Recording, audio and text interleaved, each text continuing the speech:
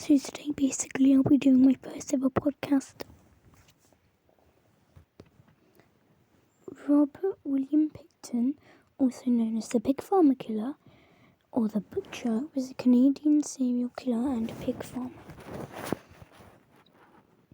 After dropping out of school, he left a butcher's apprenticeship to begin working full-time at his family's pig farm, inherited it in the early 1990s. Between 1995 and 2001, Pickton is believed to have murdered at least 26 women, many of them from Vancouver's downtown east side. Pickton would confess to 49 murders when an undercover RCMP officer disguised as his cellmate. Guards say he wanted to make it an even 50, but he was caught because he got sloppy. In 2007, he was convicted on 6 counts of second-degree murder, sentenced to life in prison with no possibility of parole for 25 years. The longest possible sentence for second-degree murder under Canadian law at the time.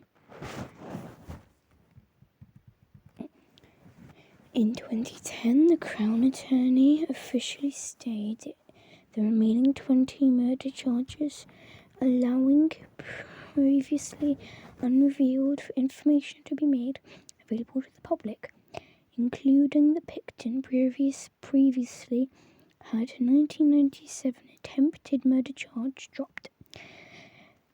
Crown prosecutors reasoned that staying the additional charges made the most sense, since Pickton was already serving the maximum sentence allowable.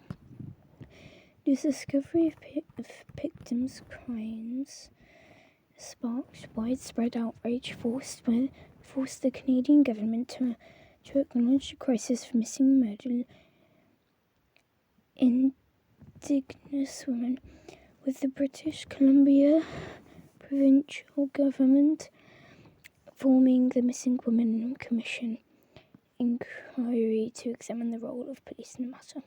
Pickton died in 2024 after being attacked in prison by another inmate. That was just the beginning of it. Okay, it gets worse. Early life and criminal history. Robert Pickton was born on October 24th, 1949, to Leonard Francis Pickton and Louise Helen Arnold, a family of pig farmers in Port Colville. Can't pronounce that. British Columbia somewhere, 27 kilometers east of Vancouver. Pickton's older sister, Linda Louise Wright, was sent off to live with relatives in Vancouver, as their parents thought that the family pig farm would be an inappropriate setting to raise a young girl.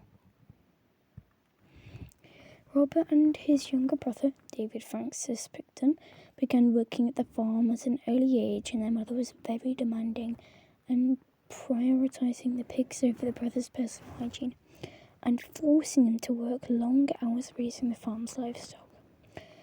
Louise often sent the brothers to school in unwashed, dirty clothes, reeking of manure and earning them the nickname Stinky Piggy from their classmates.